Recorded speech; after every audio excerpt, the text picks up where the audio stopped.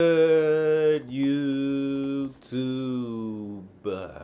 Quinn Wade coming to you with that instant hot topic basketball analysis on Analysis Playground on YouTube, exclusively on here forever. And we're going to talk about how Donovan Mitchell found a way to convince the Cleveland Cavaliers to give him an extension, this time for 4 years, $273 million. Mitchell's new deal will run through the 2030-2031 season. The final season of the deal includes a player option for Donovan Mitchell. That's the best details I can give you as of now. The Cavaliers got Donovan Mitchell to extend a year earlier than he could have. The superstar guard could have opted out for the 27-28 season and signed a new 5-year contract with the Cleveland Cavaliers, but chose to lock up on a new deal now. Mitchell has reportedly been working with Cavaliers GM Kobe Altman this summer by giving him input on roster moves. This is now Mitchell's second extension that he signed with the Cleveland Cavaliers since the team traded for him in 2022.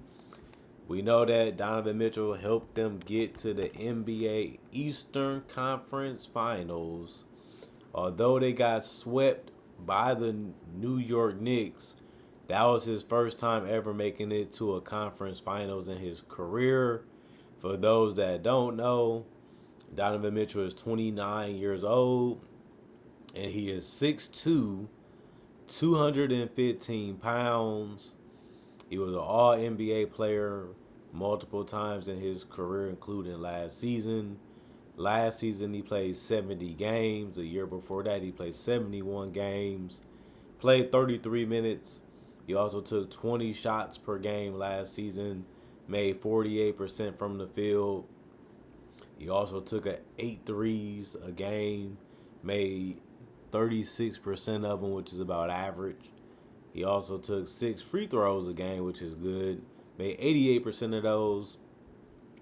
That's basically a career high, almost. He also did 4 rebounds, 5 assists. And he also had 1 steal per game for also getting 27. He had some times throughout the season where he was averaging 30. But it ended up falling down as the season continued to go on. And he still ended up having a really good April where he averaged 31 points. He had a March where he averaged 24 points. Things started to change after the James Harden trade. And then in February, he averaged 25 points. But he did start off the season with a bang because in November, he averaged 30 points on 49% shooting from the field, 38% from 3, 87% from the free throw line. He had the balls in his hands so much, he also averaged 6 assists, almost at 5.9. Really showed that he can carry the offense throughout these seasons with the Cavaliers still, and basically did it since he was a rookie, averaging 20 points per game coming into the NBA. Missed out on Rookie of the Year, though, but he was a runner-up for that. You know, Donovan Mitchell is a really, really good player. Good handle, good ability to pull up and hit jump shots. Can knock down threes as a catch-and-shoot player or as a person that can do it off the dribble.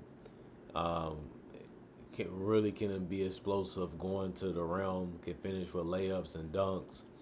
Not much he can't do offensively, but that's why they paid him, because they having success with him.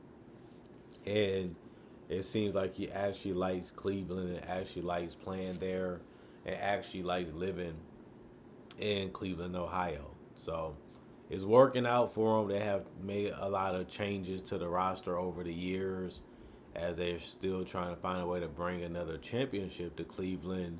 And they want to do it, obviously, with Donovan Mitchell as of right now. And that's why they gave him the contract extension. But we know how hard it is and how hard it can be to win a championship. That's why it took so long for Donovan Mitchell to get to the conference finals. And even then, they had to go 7 games twice just to get there to just get swept. So I like the fact that they prioritize locking up Donovan Mitchell early, and they also saved a little bit of money doing it this way. But this team, in my personal opinion, even if they bring back Harden on a cheaper contract, based off the roster that I'm looking at right now, that this is not enough to win a title, and it's not really enough to come out of the Eastern Conference.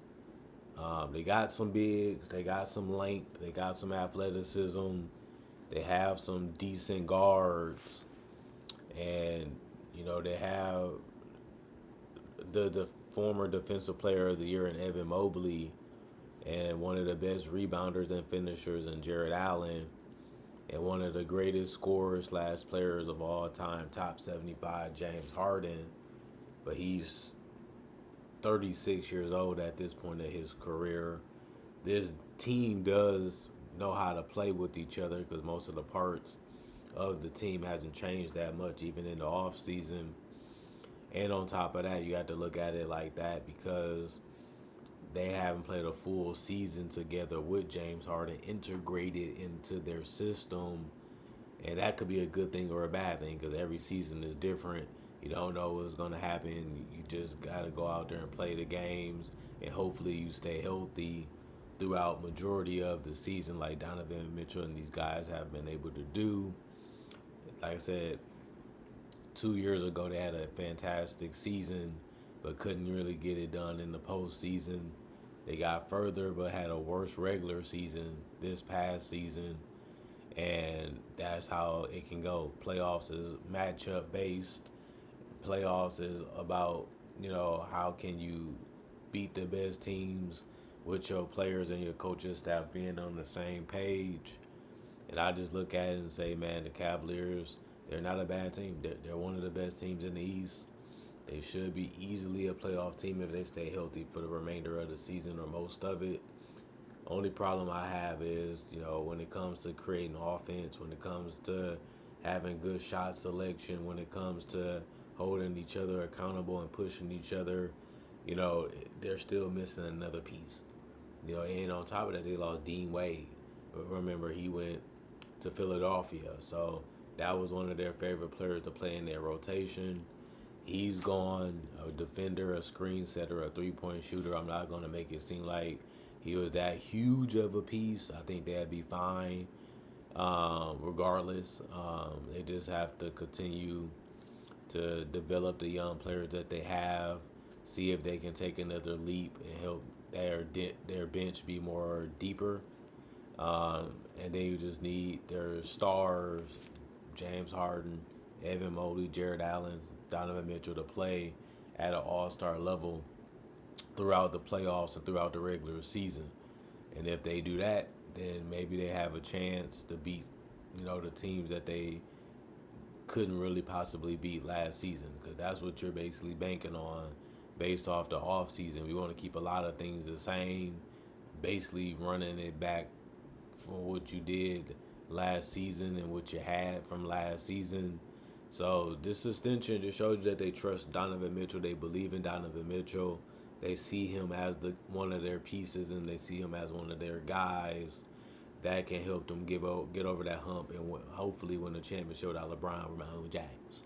We know how great he was. We know he brought Cleveland their first championship, their only championship in basketball. But they're still trying to figure out how to get it done without him. They also had rumors that they may have the ability to get LeBron. They said there is a possibility that he might go back to Cleveland.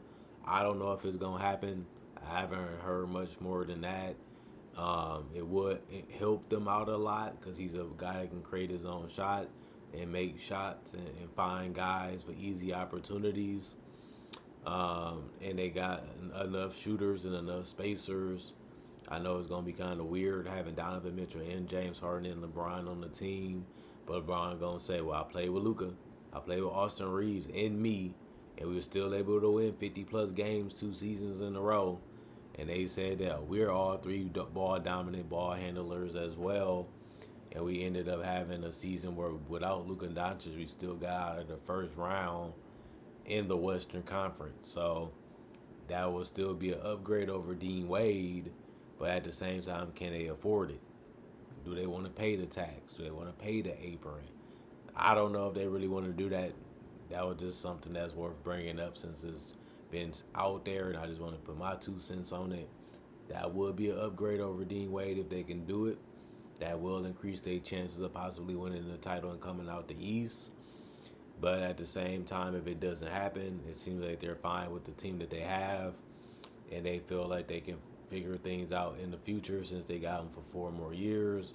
Whether that's giving up on them before the contract is up, or just showing that they're gonna continue to make best was due with Donovan Mitchell at this point in his career. Best superstar they can get, best player they can get. So let's try to win and do whatever we can with them now. That's why they traded Darius Garland. We like you. We drafted you. You're a really good player, but you can't play enough. We need to be focusing on trying to increase our chances of winning the title. Can't stay on the court. We got to get rid of you. And they did that, and it helped them get to the conference finals. And we'll see if they can replicate that performance and get there again or get further. Going to be hard. Going to be tough. They know it. They understand that. And now they got to go out there and try to do it again just to get a chance to get to the NBA Finals. And we will see if they can do that. Comment, like, subscribe, share. Hit that notification bell to get that analysis when it first comes out. Don't forget to stay blessed up. And I'll see y'all when I see y'all. And hopefully that's later today. And y'all stay good as well. Peace.